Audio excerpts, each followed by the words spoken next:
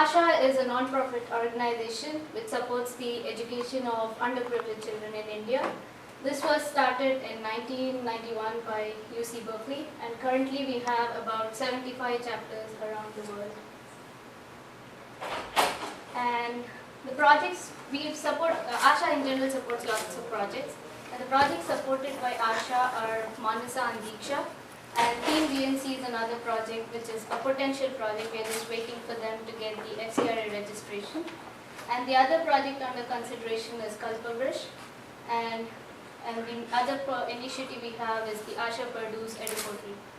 And in 2011 to 12, we sent around $22,000 to Manasa and Diksha.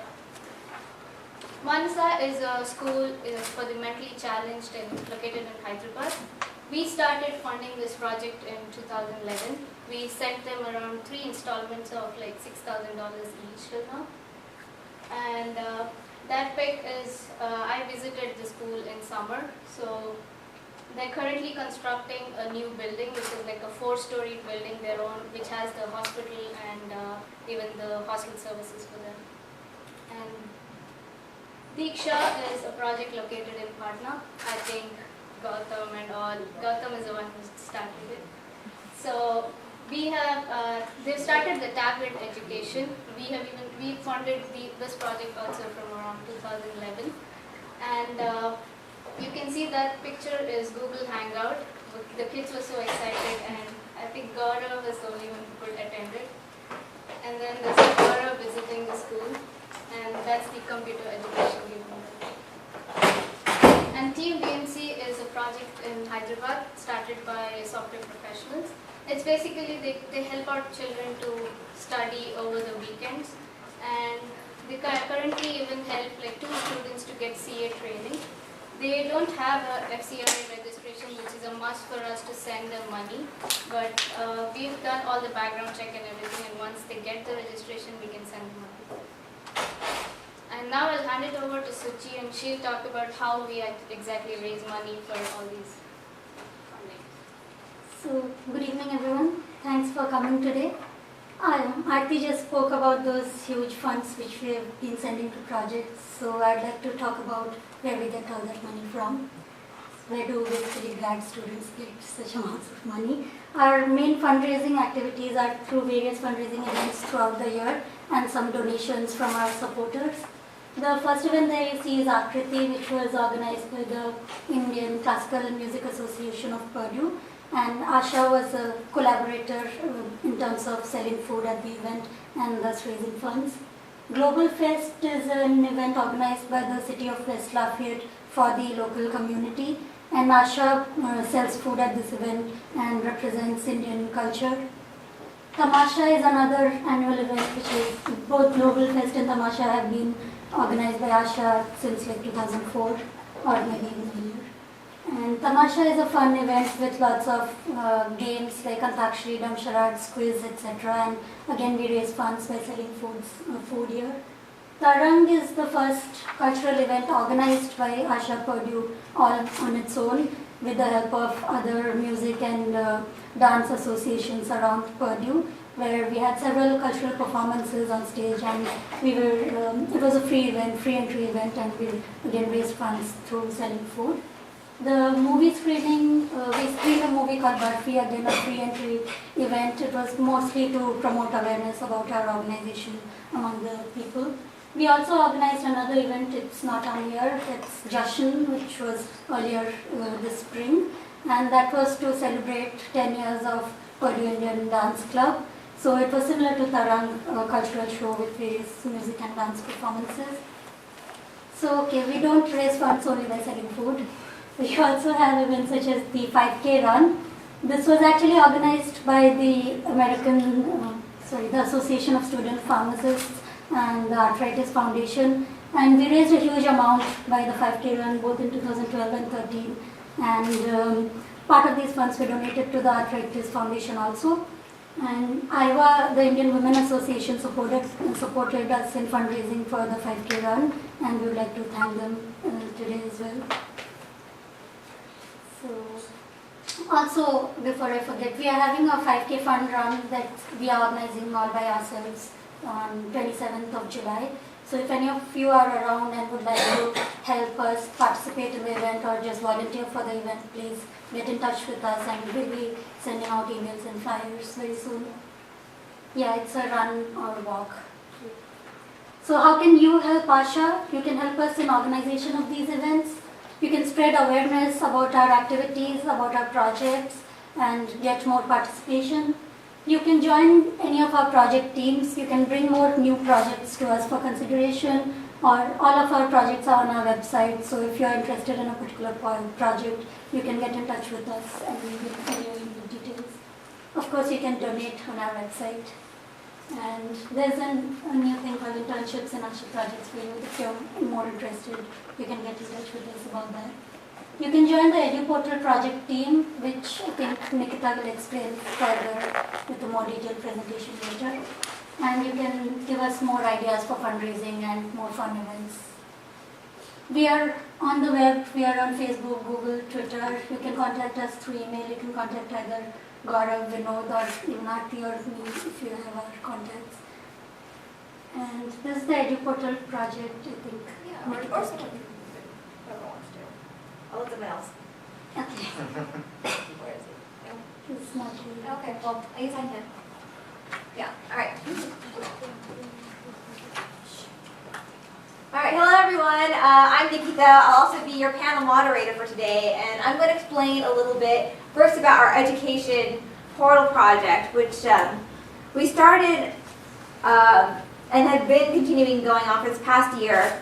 The idea behind the education portal project is to help create and make accessible quality educational materials, specifically e-learning materials for kids in India. So the way we've been tackling this is there's two issues. There's an access issue and actually the educational content issue. Our primary focus for the past, I guess, couple of months has been focusing on educational content. So we have a website platform where you can find videos that are already existing and rate them based on their quality, based on the content that they provide, and we're providing a way for you to actually create your own and upload that.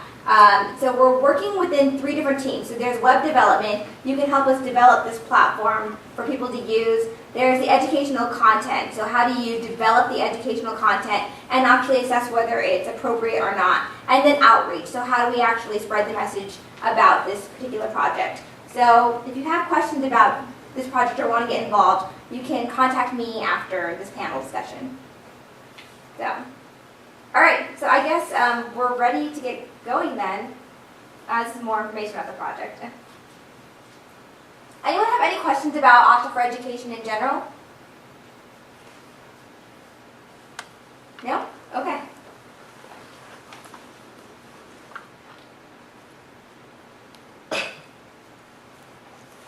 Okay.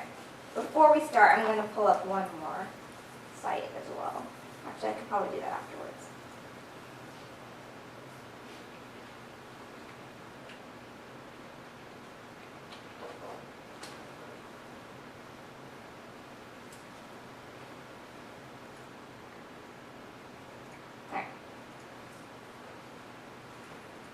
All right, so I'm going to invite our panelists to come up at this point.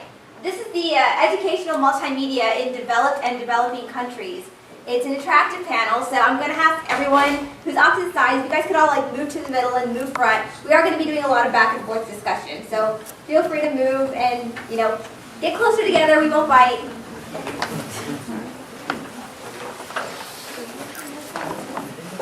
All right, good evening. Well, we're going to do better because this is an interactive panel. All right, so good evening. Good evening. All right, great. So we're here to once again discuss educational multimedia in developed and developing countries. So I'm once again your panel moderator, Nikitha, and I'm going to actually just have our panelists go down this way and introduce themselves. I'm Meena Narsimhan. I'm a board member of the Indian Women's Organization of Greater Affairs, which we all call IWA. And I think everybody in the room knows IWA. Yeah. Yes. So I'm not going to get into it anymore, except to say that, IWA has this partnership this year where they have with Asha, where Asha has provided unpaid internships for junior high and high school students over the summer. And they are actually, what the children are doing is they are participating in the education of ASHA. They are locating and evaluating math e-learning material that's available on the web. That's one thing they're doing. They have created math worksheets with illustrations. They have also created videos for teaching math. And in addition to that, they will be getting some experience in event management and organization. I've seen the kids working and I've watched the ASHA mentors working with them. I must say I'm really impressed by the work that both parties are doing. And I hope that this discussion will help us to focus the efforts better. Hello everybody, I'm Gautam Gauri. I work for an organization called the Diksha Foundation. The presentation mentioned about the work which we are doing back in India, and I'd like to first of all thank you all for not only coming here but also for supporting the work which we are doing. It has been a great support, and we really cherish the relationship which we have had with ASHA, and we are looking forward to some of you coming in India and spending time with the children there. So that's something which we look forward to. And in fact, one of the volunteers from ASHA was there last year, Lawrence. It's mentioned in your newsletter also, and we had a wonderful experience with her. So in terms of the work which we are doing at Diksha, we are working on two thematic areas. One is wherein we have learning centers, which are essentially after-school programs. So wherein we focus on first helping the children in getting enrolled in government schools, and then since we are mostly working with children from underprivileged backgrounds, and they would typically be first generation schoolgoers. So there's much which is missing both at the school and at home. So we come in and try to fill that gap which exists in the system. So we look at literacy, then we also look at life skills, look at aspects of creative education. We've also recently been working in the area of digital education, and we have been also interacting with Nikitha and the team here for that. So it's great to be here. Thank you. Hi, I'm Aruna, and I'm doing my PhD at the moment from Purdue University. And my work is more related towards environment and how does environment education feeds into the regular curriculum that all of us go through at different levels. So we could be talking about schools, colleges, or even adult education and village education. So that's my area of work, and that's where I come from. And there are 2-3 challenges which are very important when we talk about education, especially in looking at the target population that we are talking about. And one of them definitely is about access, and the second is definitely about content. And tech content and access, not just in terms of technology, but also in terms of actual teaching material and actual access to the curriculum, which so far is not officially included in the Indian curriculum, whether officially in government schools or in public schools. So that's the level of negotiation that we go through. And I'm here probably I could share the field experiences where I'm coming from in India. Okay, great. Once again, my name is Nikitha. I'm representing ASHA for Education today. I'm a PhD student in engineering education, and I'm specifically looking at blended learning, which is the introduction of technology into classrooms and looking at online interactions and face-to-face interactions. Don't ask me what my thesis is yet. It's in progress. So I guess we can go ahead and get started. So we have the topic up here, which is educational multimedia in developed and developing countries. So I'm going to talk to you guys a little bit, give you some background information so we have a place to start. And a good starting point is always some definitions. So who here can actually tell me what the first key word we need to look at is? Yeah, multimedia. Okay, great. So who can give me a good definition for what multimedia is? I'm not looking for like a Webster's definition. Just, what do you think multimedia is when we were talking about it? There are no wrong answers. You can.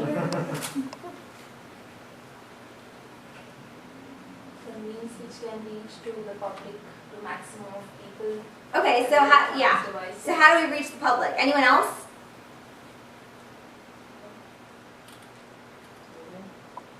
Yeah, so the web would be an example. Anyone else?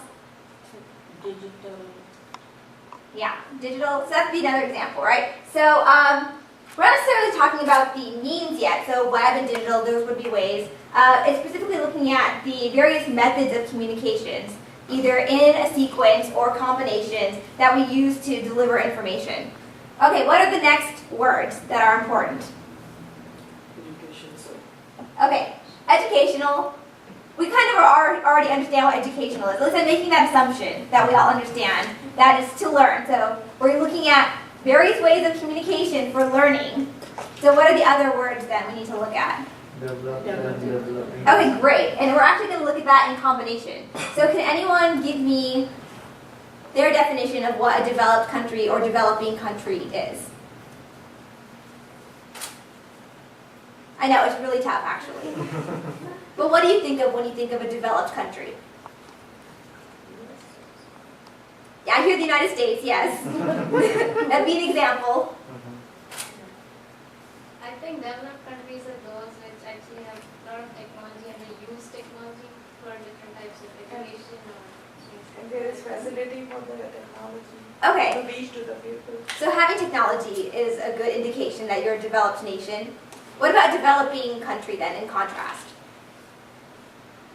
The progress slope is still very high, medium or high. It's not a stable area, Yeah. so it's still growing phase. Okay, exactly, so it's still growing. So the tricky thing with both of these terms is you actually have to use them in relation to each other. So there's never a threshold where you actually are a developed, and there's a lot of argumentation in the literature about this. But we say that developed countries have a good economy, and we measure that through the GDP, and a more advanced infrastructure. So those are some key terms that we need before we start talking about educational stuff. So I'm going to be referring a lot to this paper. It's a conceptual framework for e-learning in developing countries, a critical review of research challenges. I promise I'm not going to bore you. It says e-learning, but when we talk about e-learning, we're actually looking at any type of electronic media. So a television would count, radio would count, and those tend to be the kinds of multimedia in which we communicate. We communicate through television and radio. So these e-learning challenges still apply for our topic for multimedia today. It's by Anderson and Groland, so if you're really interested in this topic, I would suggest looking at it because they actually reviewed 60 big papers that looked at multimedia in developing countries, and they found 30 challenges which can be divided into 4 categories. And the categories were courses, individuals, technology, and context. And so we're going to start our discussion off on this point of how do you consider these items when you start looking at how you use multimedia in a developing country and in a developed country.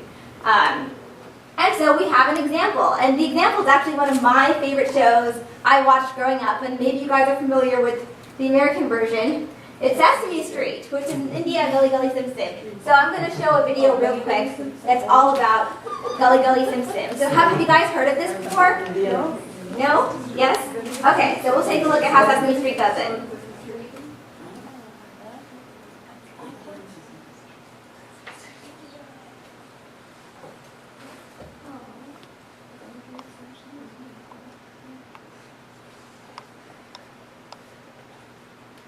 There are 32 million children in India with no access to preschool education. Children who can't count to 10 or spell their name. Children who work instead of play. Aman is one of 17 million children who watch Gali Gali Sim Sim. Each day, the Muppet Chamki teaches Aman valuable lessons. For Aman, it's all fun and games. What he doesn't realize is that he's learning how to count, how to spell his name, how to unlock possibilities. Now, if Aman and his 17 million classmates grow up educated, they open the doors for their sons and daughters to have more opportunities and a brighter future. Can you imagine 17 million Indian children today unlocking the promise of a nation tomorrow? Can you imagine?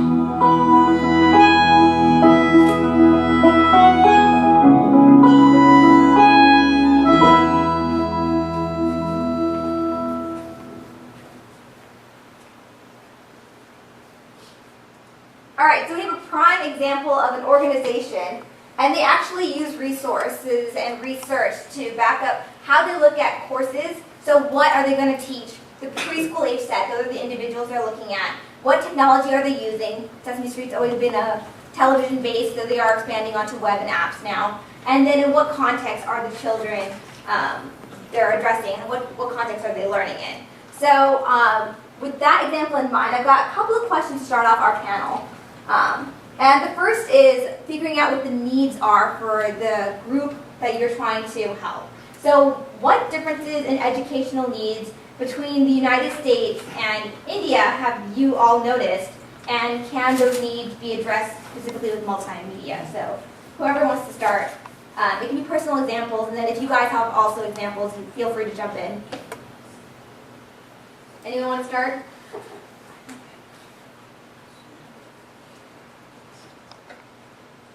So large part of it is having uneducated parents. And there are a lot of poor people whose parents are uneducated. The first generation has a hard time always. And the parents don't see the need sometimes. Yeah. Let me actually start a document that we can record these ideas.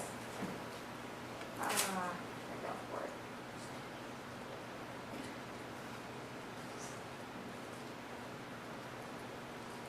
Okay, so underneath there.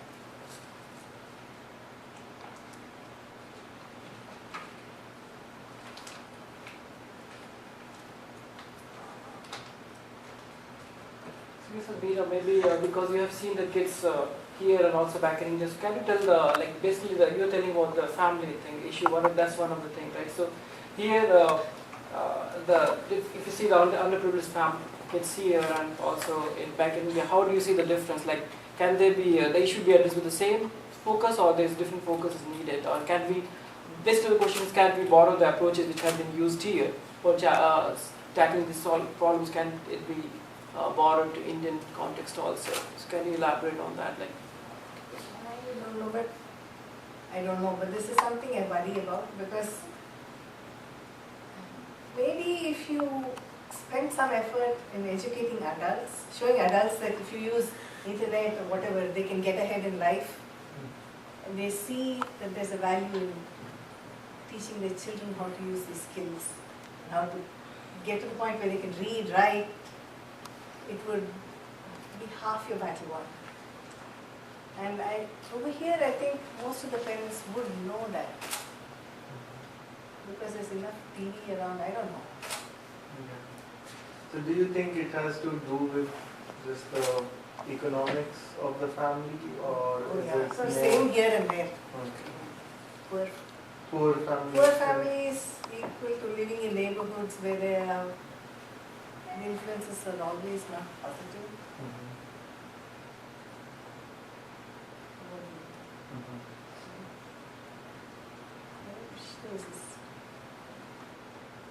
I wish that's not practical experience in dealing with this. Rachna Gautama, she was doing Teach America. Oh yeah, right? And she's in town today, but she's in town. Oh, okay. The thing is that the poverty in the rural areas, they need the children more to help them in the household work or in the farming areas, rather than they will give attention to these medias, I mean TV or iPads or things like that. It's too far-fetched, I think, for them right now. I don't know. There should be some other way to educate them. We left India, I left India 30 years ago. And that India does not exist anymore. So I'm a little nervous that what I'm saying is not correct, because I don't know what the situation is like. I don't know how much internet access there is in villages. There's hardly any internet access in villages also. But do they have satellite TV access? Yeah, but it's like that would be very rich homes. So Yeah, essentially, they go and sit together.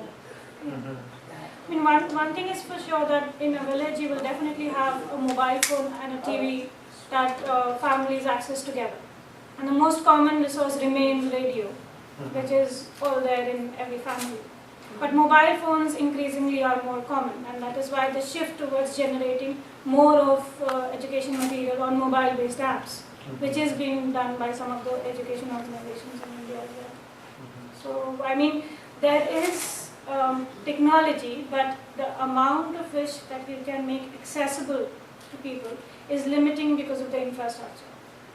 I mean, Gautam can probably share the experience of one of the village schools that they were trying to establish an internet connection. yeah, so essentially, if we look at the basic differences, then the first difference would be problem of quantity. So, and again, problem of resources. When you So say those- quantity of what? Quantity is the number of the children who are Okay, say, talk about children. having access to good schools. Okay. So that's we're talking about population size which is much higher. So the number of children who have, there are so many children who are actually out of school. There are so many who are enrolled in government schools wherein the quality of education is very poor. And that is wherein multimedia comes in, because the potential to have to distribute multimedia content is much more higher. A good teacher can only say deal with 100 children or maybe 1,000 children, but beyond 1,000 children, one individual might not be able to have the effect, the impact. But a digital tool, or say even a radio show on the Sesame Street, that those kind of shows, they are not restricted in that sense, and they can perhaps reach out to a wider audience, and that is why they would make much more sense in the context of India. So you mean to say like even the technology is not like you go to village, it's not available to everyone, but if it can be made accessible and provided to the schools, it can still be helpful, right? That like even if suppose the kid, the parents, they don't have any information, any knowledge about using internet or tablet or anything, but if that kind of media is provided in the schools, at least in the schools, that can still be helpful. Yeah, and there are quite a few experiments which have been happening in that space. There's this one called the Hole in the Wall project, for which this Professor Sudhakar has got a TED Prize. So essentially, it's for adults, the learning, if we look at our experience, what we learn in the first 3 years of life, and if we learn like to speak, to walk, and to run, also maybe in some cases. But that kind of learning does not happen once we grow up. So children have a natural tendency to learn more, and in fact, as we grow up, as we become adults, we lose that tendency to constantly learn. So it's much more easier to work with children and create environments. But I think, and that's like my personal take on it, that multimedia might be the answer, at least as far as the literacy aspect of it is concerned. But if you move beyond literacy, if you move to the finer aspects of education, then multimedia might, I'm not sure whether it will be the answer. And what has your experience been in, like how fast do children learn to use the computer or learn to use the tablet? So like you have been working with them a lot with the use of tablets. At the center, we've seen that. Within a couple of months, and since it's a group which shares the tablet, so one person teaches the other, shares the learning. It happens like I don't know how to use the camera at the center as good as the children know. So they figured out on their own. They figured out. Yeah, they are not scared that it's going to be. Yeah. Oh, they have already broken. They already broke 3 of the tablets. Yeah. What we're probably missing here is there are some basic differences, let's say, in the United States on one hand and India. Some of it's cultural, but I think One of the major differences is population, the economic level. In a country where someone might spend 18, 20 hours a day just for basic subsistence, doesn't have the opportunity to think about doing a whole lot of other things, it becomes a vicious cycle. You need to do it, but you can't, and then so on. There is a scalability problem. The technology does exist in India, and fairly sophisticated technology exists in India, but the application of that technology widely becomes very difficult because it's not that scalable. I mean, when we talk about scalable in this country, it pales compared to the scalability issues we deal with in India. Now, media still is a means to an end. The end is education. So what's even more important is to look at content, because the discerning minds have to realize and understand what to listen to, what to see, what to read, as opposed to what not. There's a lot of propaganda that goes on in India, which is really not education. It's political advantage, one way or another. So the content and the media really need to be going together. Just having the media is not useful if you don't have the proper content and the context for it, and different levels of it for different types of people. Adult education really should take place along with non-adult, let's say, young generation. And it's like, we've all seen these demonstrations in the airplane, that if something happens, put your oxygen mask in first before you put it on your children. And there's a reason for that. I mean, that logic still applies in India for growth of education widely. So given that, the real question is, what are the models that have seemed to have worked in India thus far? What did we learn from that? And how we can use that knowledge to take the next step?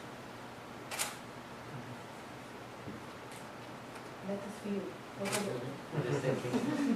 So there are multiple models which have been,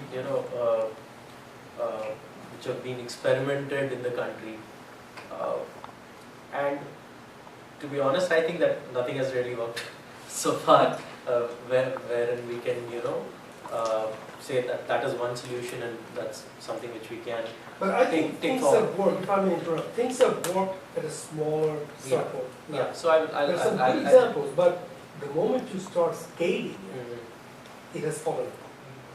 That's because,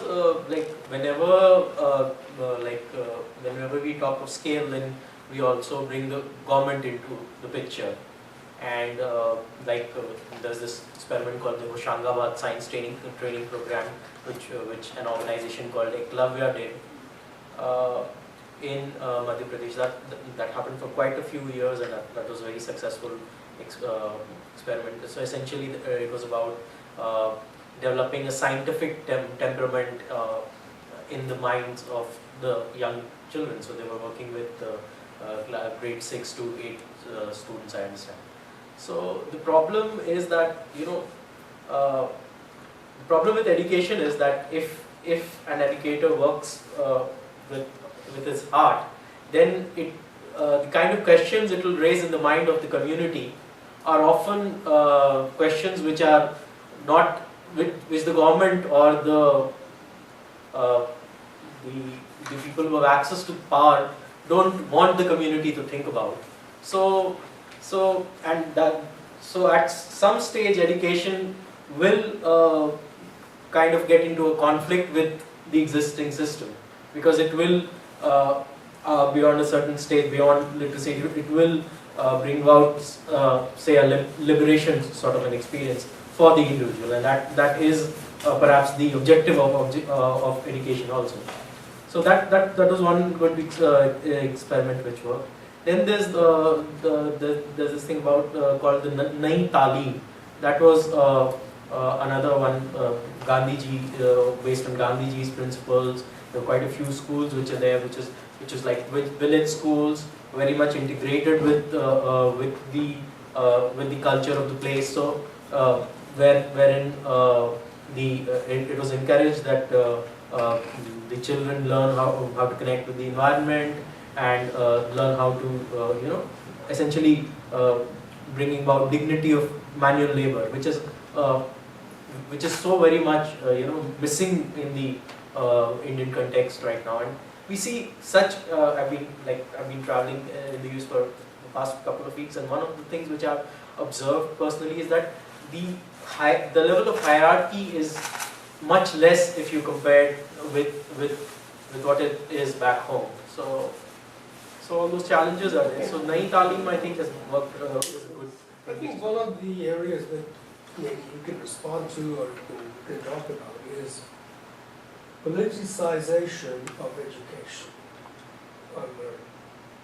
And when it is viewed in that way, then lack of education has been used as a tool for certain types of gains, which is really immoral. And I think, in my observation anyway, that is present in Indian education system. I'll try and connect both of the things that you were saying, one before this and the one that you're saying now. If you just look at the way education was introduced, especially in the Indian continent as it existed. Now, education back in that time was basically to help create an infrastructure to be able to run the country, which is what the essential means for education was. So basically you create individuals who are qualified enough to perform certain jobs so that the government machinery keeps functioning. That was the idea. Now, governance and education, when you try and bring them together, it's a very functional approach to education. So the idea is not to stimulate the mind to question too much. And the idea is to be able to make available a certain kind of knowledge.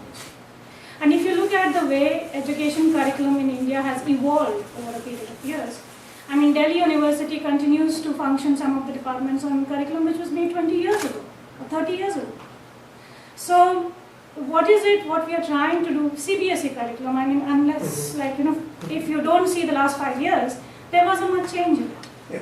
So the idea is that there was something which was made available, and we have continued to move on and on and on in it. And when you talk about experiments, especially experiments which were successful at various levels, there is a reason why they were successful in that particular context, because then the context plays in. And so you can make it successful for that particular kind of context. And the problem with scalability is that the moment you try and scale it up, you're trying to create a generalized pattern.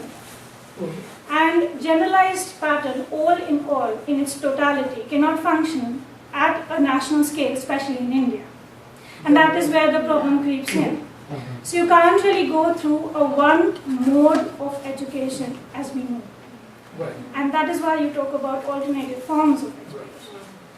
One of the recent changes that comes to my mind is how has the CBSE curriculum as well as the university curriculum now try to include experience-based learning in different courses. They are also challenging the pedagogy of teaching.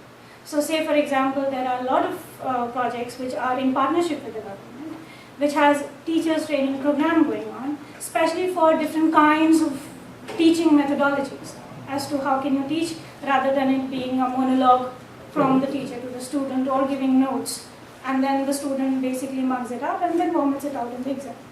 So instead of making that happen, and after the exams, but then remember it. Yeah, exactly. So I mean, there is that one phase of it that one needs to understand when it comes to education and how it has evolved.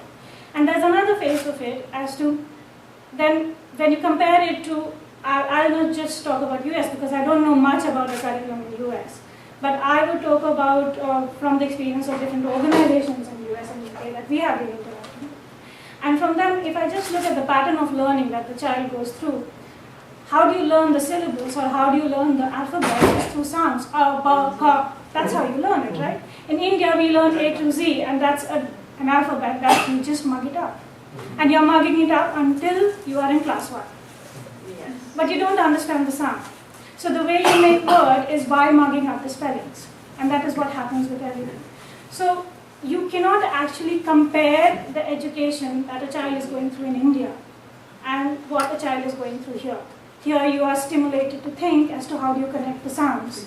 Well, having said that, I still contend that the basic problem with scalability of mass education in India is the economy, the poverty.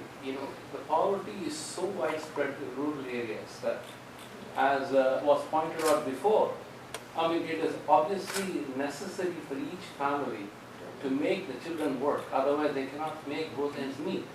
Unless that is resolved, the scalability issue is not going to be resolved, because, as you pointed out, education started in India to essentially create bureaucracy.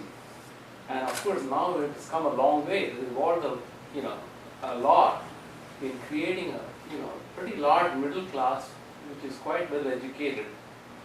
But middle class essentially forms only about 10%, maybe 20% of the population.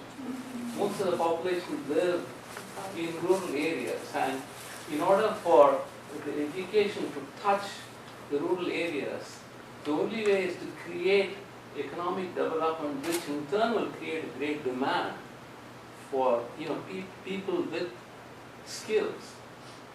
That has to happen. Both have to go hand in hand. If you try to just only concentrate on developing education on a mass scale without a demand for skill, I don't think it's going to succeed.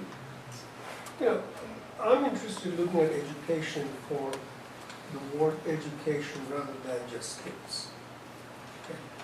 Now, what has happened in the 20th century, and this is worldwide, that education has been replaced by teaching and learning of skills, for the most part. And it connects to what he was just saying, that you need something to earn a living.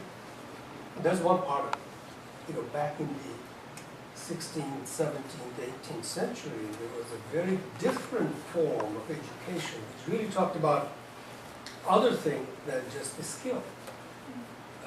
That, in some ways, returning back to that, which is not 10 years ago, 50 years ago, maybe 100 years ago, there's something to learn from that, because there was a different mindset for the basis of education.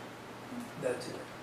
So I want to talk about that, and that's kind of where context comes into play, which is why I brought up the question of needs. I'm going to steer us back to multimedia, which is what we're talking about today. We kind of went a little wayward past, but I'm going to kind of address a couple of the things we've touched upon and then move on to the next set of questions as well.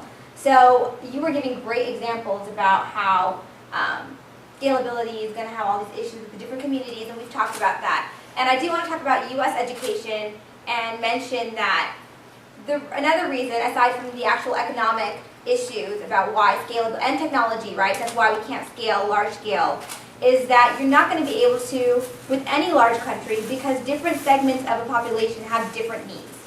So even within the United States, there have been debates about the types of education and the pedagogy that we use to actually teach students. So you've seen, I'm sure people here are familiar with the Montessori method, versus other methods of education. And we have those options here. But we haven't really scaled. The only thing that's been scaled is the structure of, how do you structure your day for education, and the fact that in the United States there are opportunities for students to go and not have to work. And in fact, it's mandatory for you to attend school up until the age 18. But that being said, scalability beyond, so when we're talking about these contexts, is given a fact that a certain community has a certain set of needs, what kind of multimedia would be appropriate? And I think that's what the next question is. So if we take into consideration that we do still have, an economic issue that needs to be fixed, what types of multimedia would be the most appropriate for us to use for children in India, and what issues should we be considering when we talk about this? So which touches upon economic and social issues.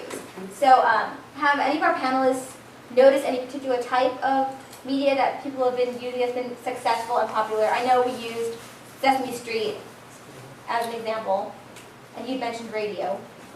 So from what I have seen and what I see as the trend is that there is this trend for integration of the mobile devices and the computers. So a tablet is perhaps the best example of where we are going. And what I see happening is that we'll have better mobile devices with the capability to handle multimedia content. That's already happening. And we have like devices in India available for say around $100 at this point of time. So if we see that kind of trend continuing, then perhaps because in the villages people are using say devices at the level of like $30-40 at this point of time.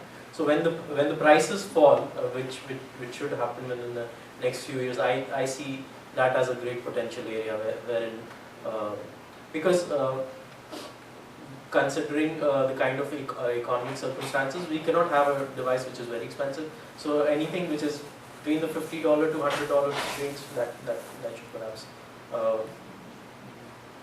work.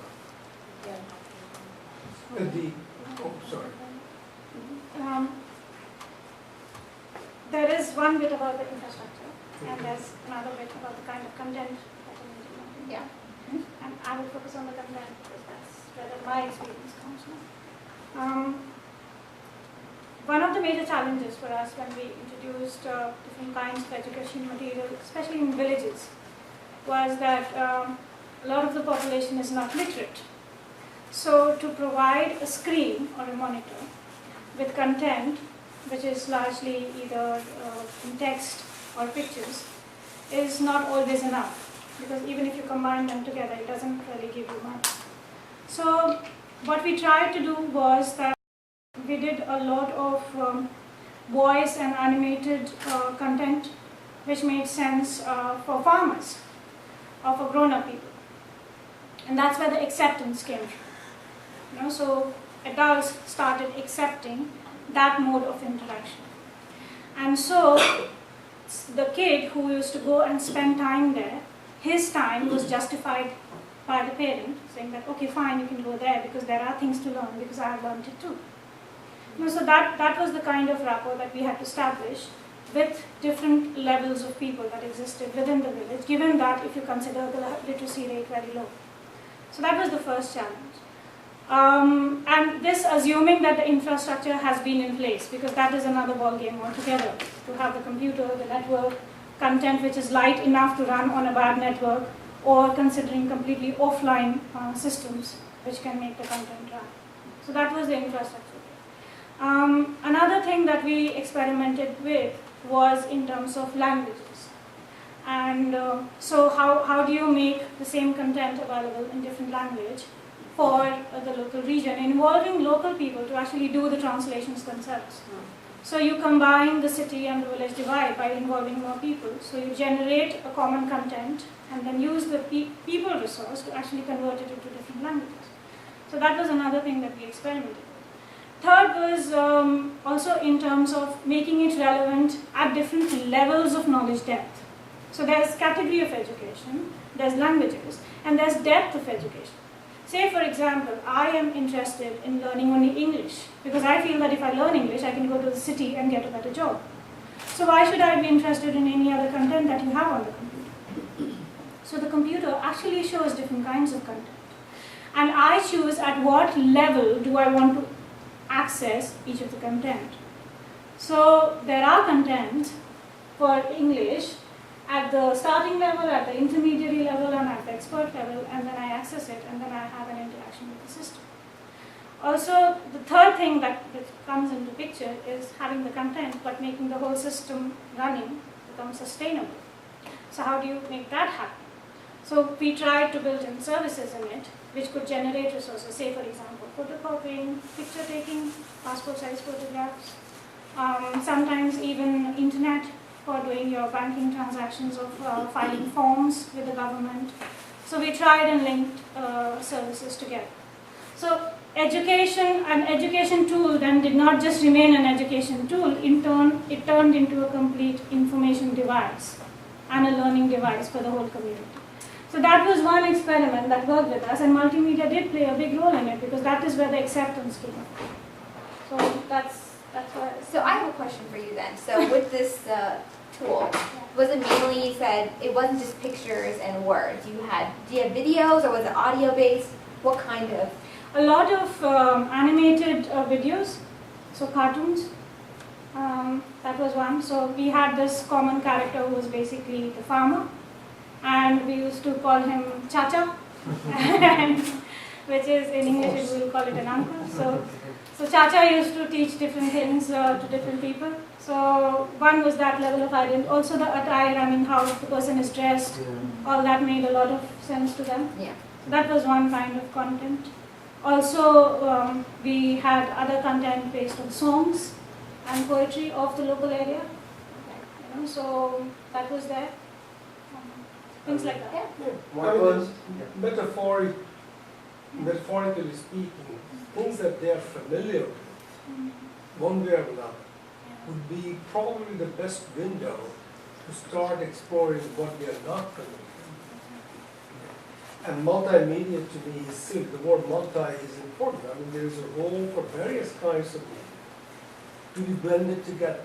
And I think there is still some usefulness in a piece of slate and a chalk, depending upon what it is that you're talking about. It's still quite simple. But what would be I mean, maybe perhaps we could spend a few minutes talking about what are the different media that we can employ there, and how do we, what's the approach to blend them, if it's truly a multimedia?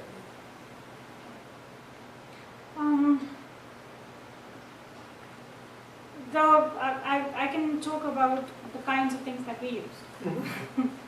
So if I talk about just the digital, part of it, and not get into anything which is not digital. So there we used various films in colloquial languages. That was one. We also partnered with this group called Video Volunteers, which is there in India. And what they have is local journalists across India, and what they do is document different kinds of events which is happening in their local villages or regions. So we tried and collaborate with them, and their videos which were relevant to that region was made available on the computer. So things like pests in the farm, or things like famine that had hit and what is the kind of damage, or government schemes which have been introduced and what is the kind of. So such kinds of local news pieces were there. Comic strips and things like that. Animated videos, which I already pointed out, videos that could be synchronized on mobile devices, so things like that. Also there was one thing that we used was community radio and a digital call center. So what community radio was the radio program which was run by locals, and they decided the content with a hand holding of about 2 years in the initial period, and then they took on from there.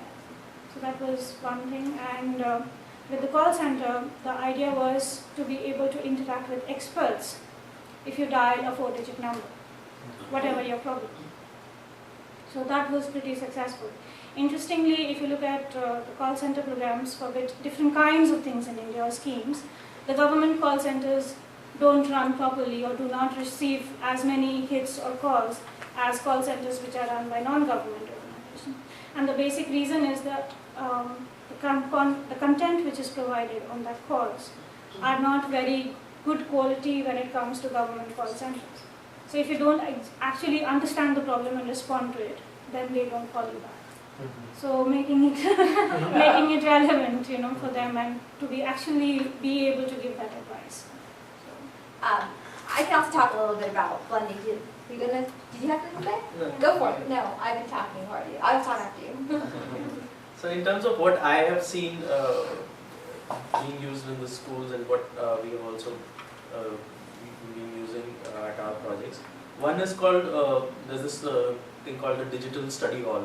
So that's a particular content type which involves recordings of good teachers. So that's one thing which you've seen being used, and that's being good. The other one, which is a US-based thing, which now has Hindi sub-content also, actually Urdu content, and which Nikitha has been spending some time. That's the Khan Academy. So that's another model which is quite relevant. Then there's this organization in India called the Azim Premji Foundation.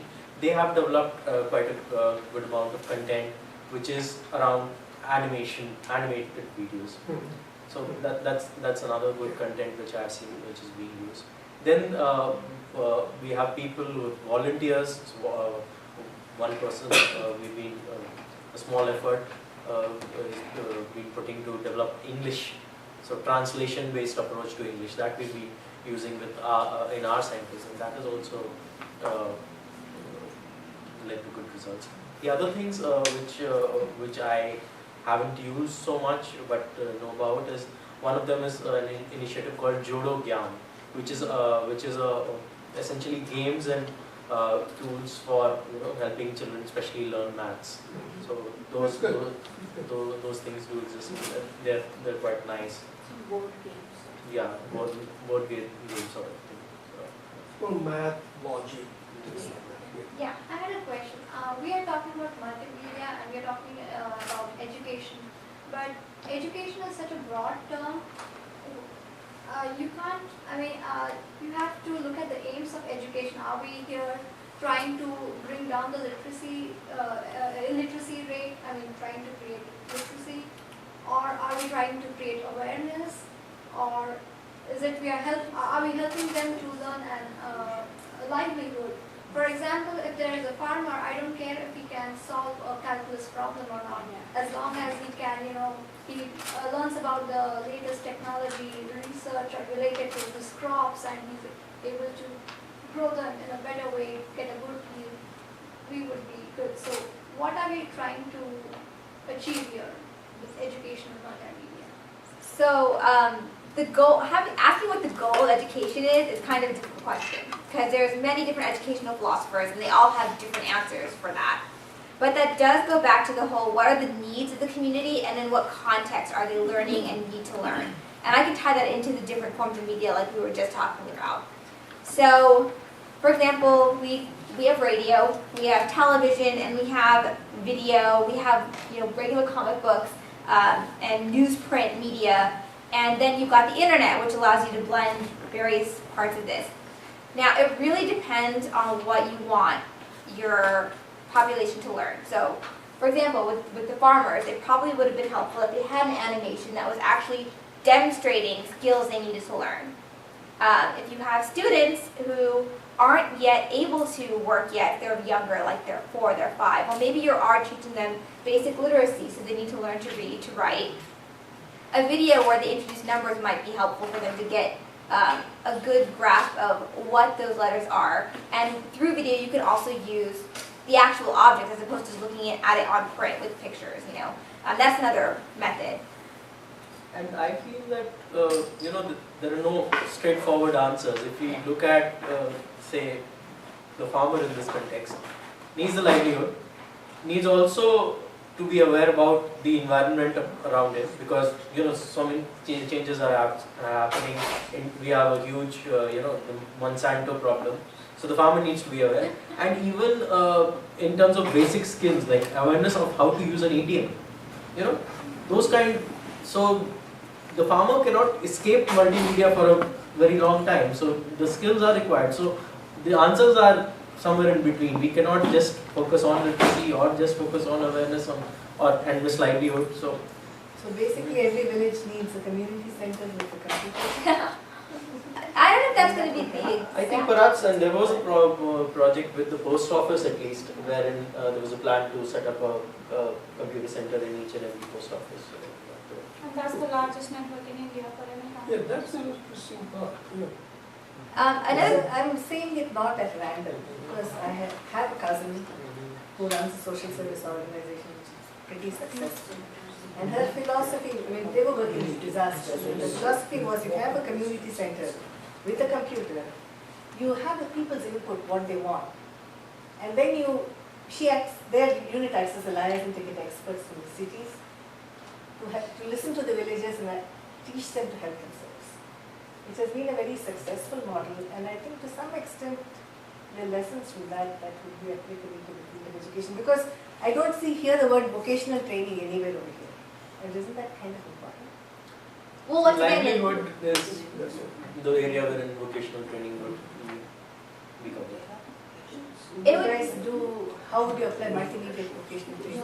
So there's many different ways to actually apply it. So, and this kind of goes back to the media you choose to use and exactly how you decide to blend. So earlier you had asked about how do you blend and what media should you be blending. So I'll give you an example.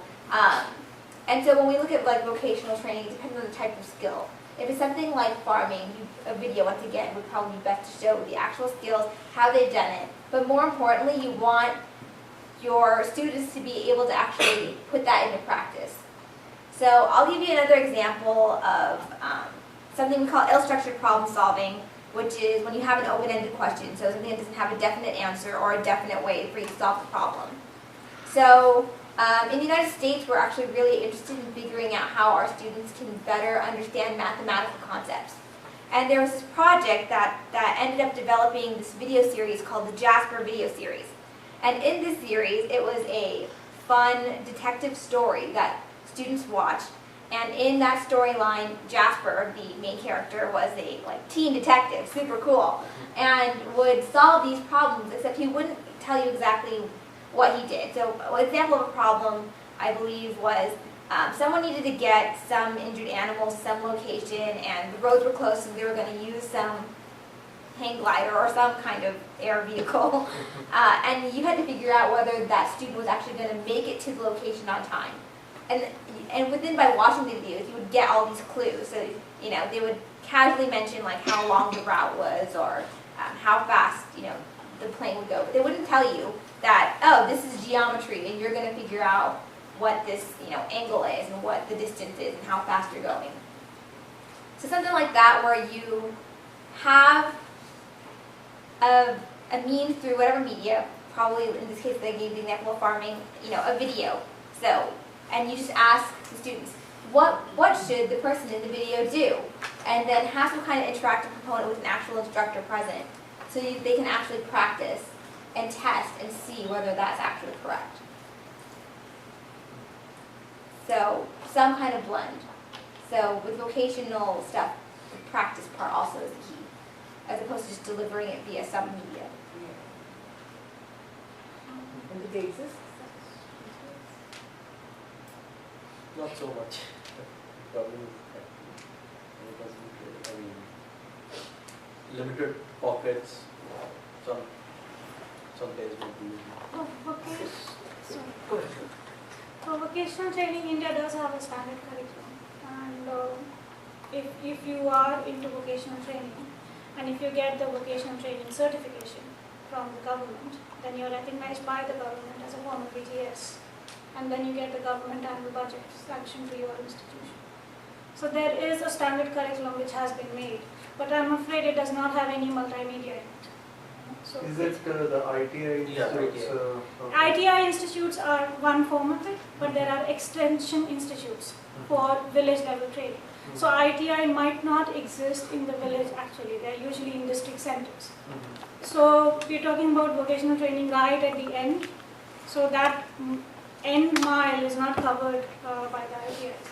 So for that purpose, various organizations who are providing vocational training, they can have these certifications.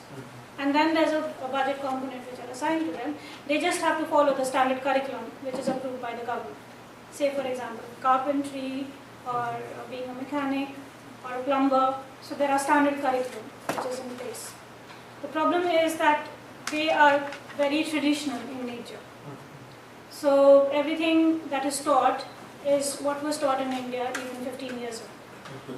So, and there is no, some organizations are experimenting on making it more field-based, so that they can link it up with KVKs, Krishi Vigyan Kendras, or with local garages which are there. So they try and link it up and get experience-based learning there. But there's not much multimedia content which is used so far. That's So- what my experience is. So far, it's all just been like either print-based or... Yeah, or instruction. Okay. Yeah, I think at this point, like, we can open it up, and I'll just change the slide real quick to just open questions. So,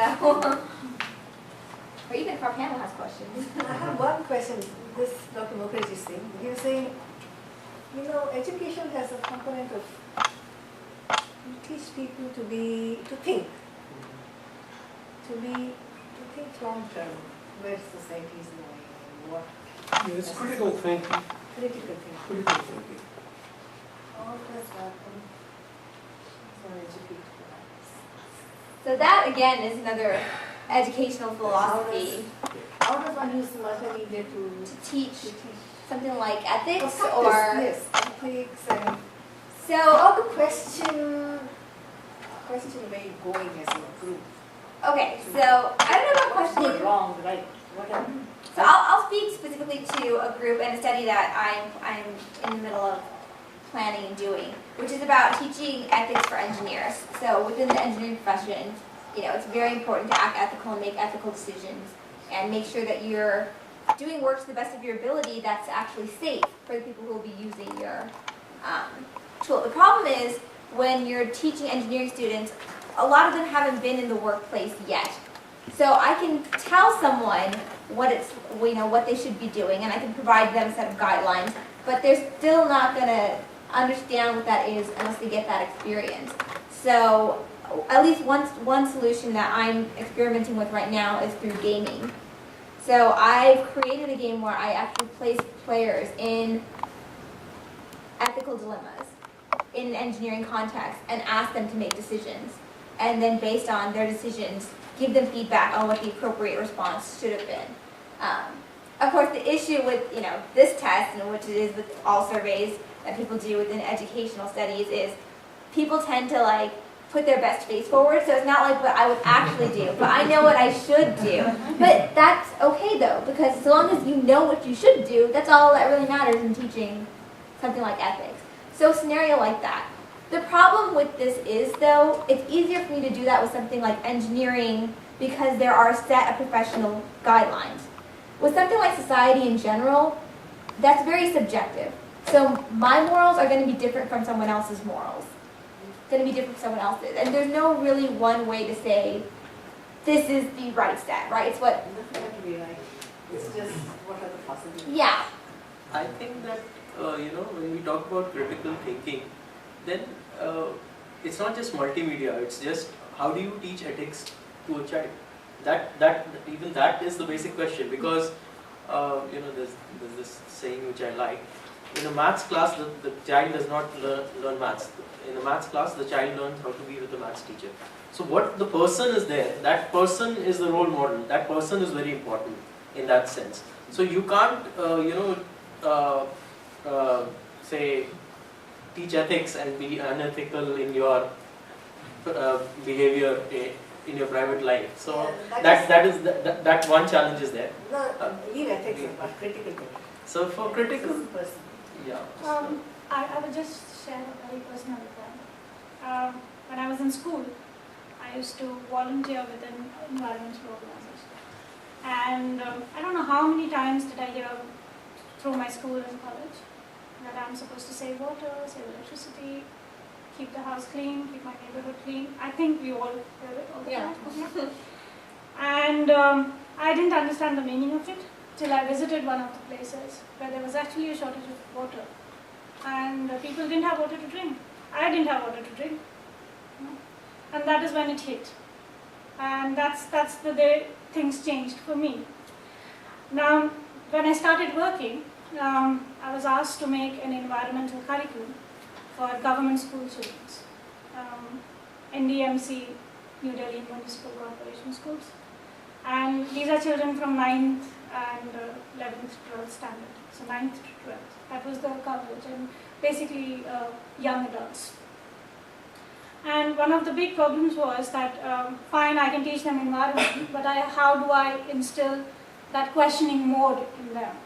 As to, if I'm buying things which are not environmentally sustainable, how do I incite them to question themselves, which is generally what doesn't happen in any kind of curriculum, easily. So we tried to combine various kinds of teaching methodologies. One was introducing different kinds of films, say for example on consumerism and waste disposal. There's a film called Story of Stuff, which was a big hit with children. And they actually understood what's going on. But they understood it through the film, they haven't yet lived the experience.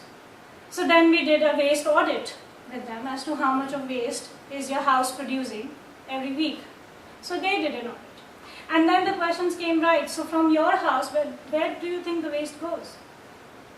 So they said, okay fine, there's this guy who comes with a truck and then he collects it and that's how it goes. Perfect. So where does the truck go?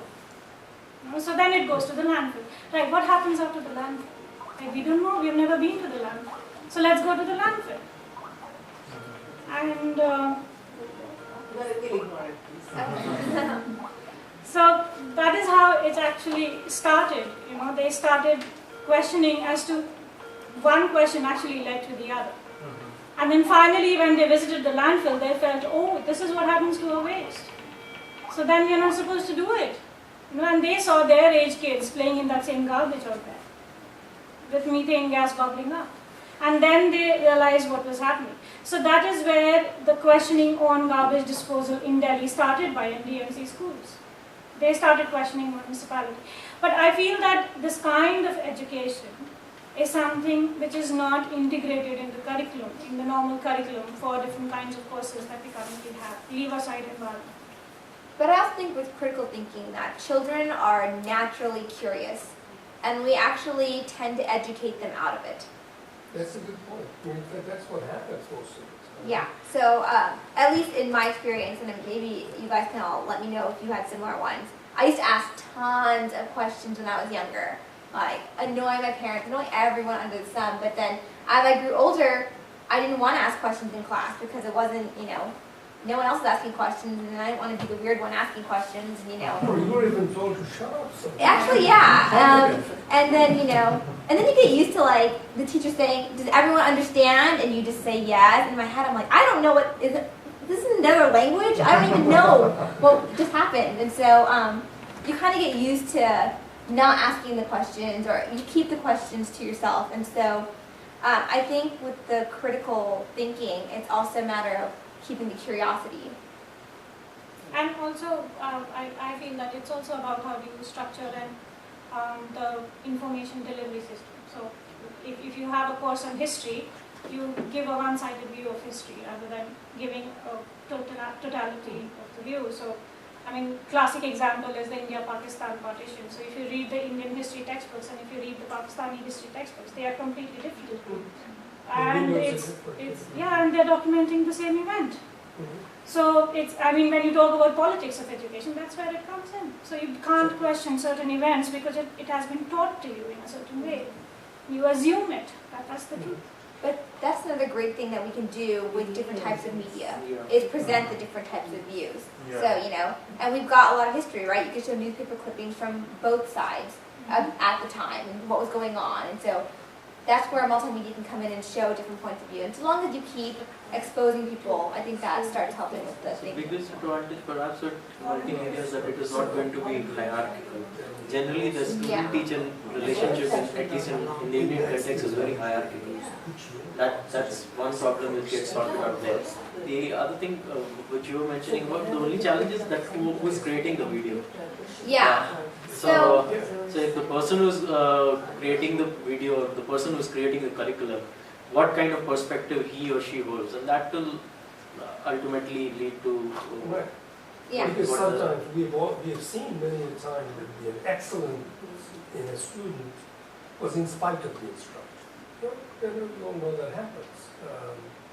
We have one end of the spectrum is apprenticeship education, which used to be historically the way to do it. And it was always one-on-one, hands-on. You just went to Guru Grah, and then after 12 or 15 or 15 activities, then you came out as a kind of a wise person. This is the wise, the definition of the wise is probably at the crux of this matter. What do we mean by it? After you go through ethics, then comes situation ethics. and turns everything upside down. And understanding that needs a kind of maturity, because one-on-one can do that very well. 1 on 1,000, that's the difference. That's where the media question comes up. How do you? Well, the other thing that multimedia, especially if you put it in an online context, allows students to do is they're in charge of their education at that point. So whatever viewpoint they want to learn about or study, they can choose that, method of learning, that viewpoint in that way. And then if they don't want to learn that, they can drop it and pick another. So that's another advantage for. But also, I think at some point, the purpose of teaching is that at some point, the student is able to learn himself or herself. Does not need a teacher. I mean, how do you get to that point so that the basics of learning is I don't need so I can teach myself. And so knowing how to decipher what is out there. So I think that's once again another educational. It's an philosophy. educational question. It's not a media question. Yeah, because there already are some schools of thought, like the Montessori method, which believes that children should explore and pick on their own already. So it really depends on, when you want your students to just be like, I'm going to learn this, or I choose this. Yeah. So. I mean, the multimedia is, I see that only as complementary to the idea of content. And what would be the best combination of this multimedia technology or ideas that would suit that concept? Yeah. The communication with content the best way. I think it could perhaps be some version of TED. Yeah. One of this point, like one of the other issues in India is the teacher absenteeism. Like in the government schools, especially in the villages and all, the teachers are not present. The school is there, the students are there, the teachers don't come because they're either farmers or they just don't come. So that's one of the major issues in India. So maybe the multimedia and the this maybe we can give like what do you think? Like it will also help in solving this issue, teacher absenteeism, which is very, very huge in India. Actually, in some states of India, in Orissa, you can say, in Bhubaneswar, the government has introduced the uniform thing in teachers, so that if the teacher is missing the class, he or she can be pointed out on the road itself, so that absenteeism has reduced a whole lot. Wow. I won't really agree. Actually, it has helped a lot because my mom is in primary education, and the collector who was there in Bhubaneswar, she introduced this thing. And initially there was a lot of protest. Teachers cannot have uniform, but in the primary school, especially when students need a lot of guidance and motivation and spoon feeding, that is very necessary that the teachers don't miss the class. Yeah. The problem in that case is that if you jail the teacher in the class, what will they do with the children? Then, Actually, the person who was there in charge, she introduced this feedback system in primary education, which was one of its kind. 3-4 years back, it was all introduced. It's actually helping a lot in maintaining the attendance, and teachers and the students are giving the feedback to the teachers. There is a drop box you can fill in your. so maybe supplemented with other changes also. Yeah, in the government schools. So which has a very positive impact. Right? There's this organization in Rajasthan called Psychoedicon, and what they experimented with was how what they did was that within the community, say the village, if there is a village school, the village took the responsibility of the school and sent a letter to the government that we will handle the appointment of the teacher if you let us handle it, and we will ensure that the teacher functions and we will send you daily reports. So they introduced it in 2 districts of Rajasthan. And so what happened was that the community identified one person from the nearest village who could come and teach at the school. He received the official salary from the government, and it was the job of the villagers to ensure that the teacher was in school and teaching properly. And that worked wonders. Yeah, that would work very well. Yeah. It is the empowerment at the local level. That's one of the fundamental things I think in India will make a lot of difference. But when it comes to multimedia, which is what your question was, actually, I personally feel that, especially in the beginning stages, you cannot completely rule out the teacher. No. So what happens is that even if you don't have a formal qualified teacher, you need somebody who can be the facilitator. Sure, you need someone to be there. So just having a computer and multimedia can start with. It's like, and it's best used as a teaching aid, perhaps. If you give a child a gun, a loaded gun, and say you should know how to fire, that's very dangerous because having somebody to be there. Personally, I'm very fond of multimedia models. Very, very fond of it. The curiosity I have is how do we model it holistically? There's so many different ways to do it. What are the best, what could be the modeling for different purposes, different types of content? Yes, so that's a very big question that a lot of researchers are working on. That's not my area, but yeah. I'm curious, that's where my So it's an interesting question because when it comes back to your question about access and replacing teachers who aren't there, then something like Khan Academy is a great tool for students who don't even have a math teacher, or I guess now it's expanded into science and history and philosophy and computer science and everything else. So when you don't have anyone, it's great. When you do have an instructor present, it's better used as, you have someone who you can ask further questions. I work, in ed tech, but I'm also very critical of it. And one of my biggest criticisms of this kind of model where we take one video and put it in front of 1,000 students is it solves the access issue, but it's still not a personalized form of education. So, yeah, because it's the same. One size doesn't fit all. Yeah, and it's the same lecture again and again. So if I don't understand the video, I don't understand the video. And I'm not going to understand the video until I get the information presented in another way, which is why it's necessary to have multiple views and ways to present that information. I think, instead of just showing a video, it has to be interactive. Yes. The child has to sort of. So one of the great things. Answer some of the questions, go step by step. Yes.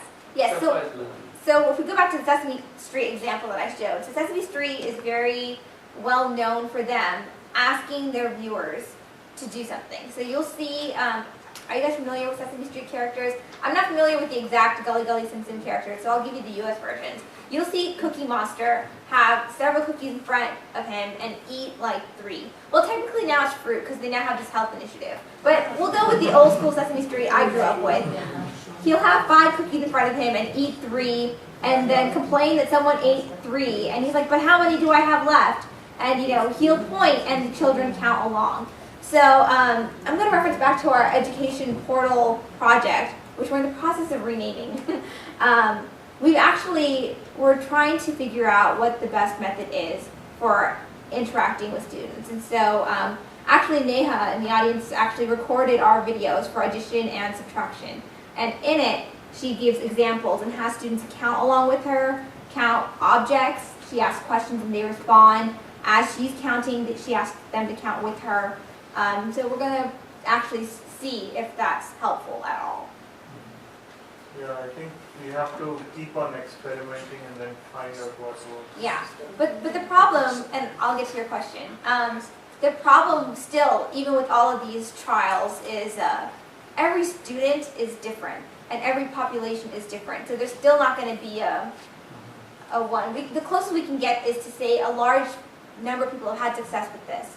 So try it and still be able to provide other forms, and that's what we can try with multimedia. I think you had a question. Yeah, so I'm curious as to the panel's opinion on this topic. And I know in the United States, at least, there has been at least some movement towards, there are some organizations that provide, say, after-school support where kids can Skype or whatever the program is, basically, essentially Skype with a tutor, right? And have direct interaction with somebody who can instruct them directly, interact with them, have direct feedback on problems.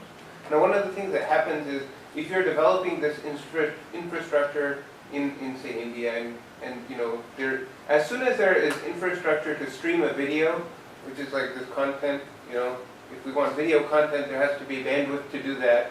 But once you have bandwidth to stream video, you have bandwidth for this sort of interactive interaction between not just it's the Khan Academy people just talking and you don't have any chance to ask them questions. It's you have the opportunity. So what scope do you see for that? I understand there are logistical challenges and all that sort of thing, but do you see a scope and the utility of that? And We were how just talking about this last night. In fact, we've been working on a small project on that. That project is called Dhang Se Padhai, and in that some of the volunteers are interacting with children in a small setup. But it's not been one-to-one till this point.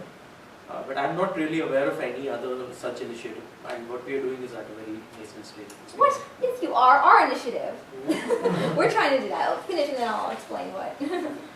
Okay, so yeah. Yeah, no, because we were talking about this last night, and so when this came up, we were trying to figure out ways for us to schedule people who have expertise and are available. So, for example, if we have a whole bunch of professors here who are interested in volunteering and helping, they could fill out a type of schedule and say, I'm available during these times. And if any class wants me to come in and talk to students, they can ping me at this time.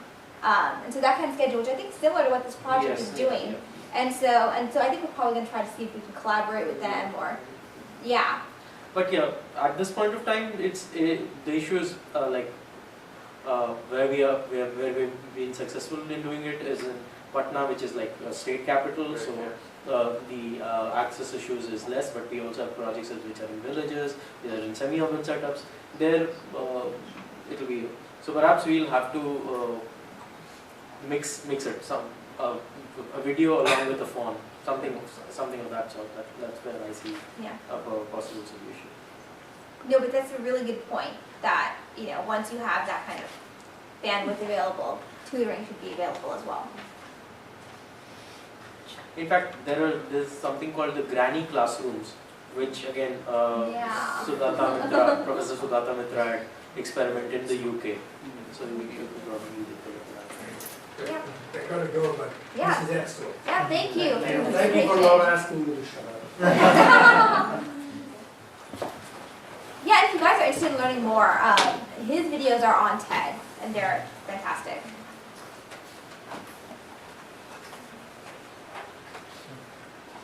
Are there any more questions? Oh, there. In Lafayette School Corporation, they have something called Homework Hotline. They have teachers who are detailed to stay after school for 2 hours, and they man a phone at one of the schools or at the central office, and kids can call in with homework questions. And parents can also call in if they have, there's also some type of feedback on maybe if their kid is having a problem in school or whatever. And this is an after-school program. So that's a great idea. I think that's something like that would work, but I think one of the issues is also whether our underprivileged population have access to phone and who would cover the costs for those phone calls. But something like that would be really great. The first challenge probably would be to actually get the government school authorities to accept something like that. Yeah. That's the first challenge, which usually takes at least 6 to 7 months. Yes. And then the problem of finding a teacher who would like to stay back. Because in government schools, even in the metros, they usually don't like to provide more than the assigned number of teaching hours because they don't get paid for anything extra. And you can't pay them from your organization because it's not legal to pay the government teachers extra. Okay. So the government school teacher would not like to stay back. So then you have to have somebody else doing that. But that's a wonderful idea for especially centers or educational centers which actually look for students who come after school. So, for example, so I think that's very good idea. Wonderful.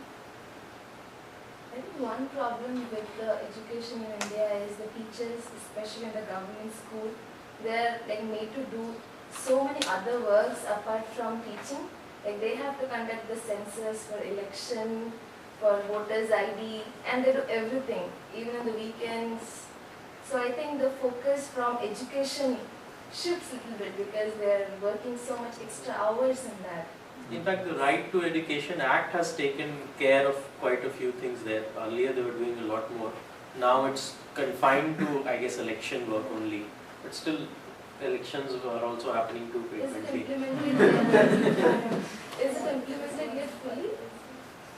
It's in some effective. states, the Right to Education Act is in itself, being implemented. Like it's being passed in the states and then being implemented there.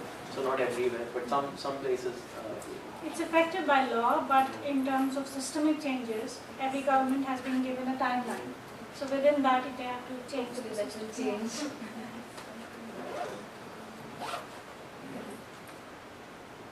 Are there any more questions, or we can wrap it up then? Yeah. All right. I guess that's it. I also thank our panelists for coming and with all of you. Really appreciate the participation. And if you want to continue the discussion, you can ping us. Asha Purdue has a Twitter account, and we also are on Facebook. And you can contact any of the volunteers and get involved with our numerous projects. So, all right. Thank you, guys. Thank you.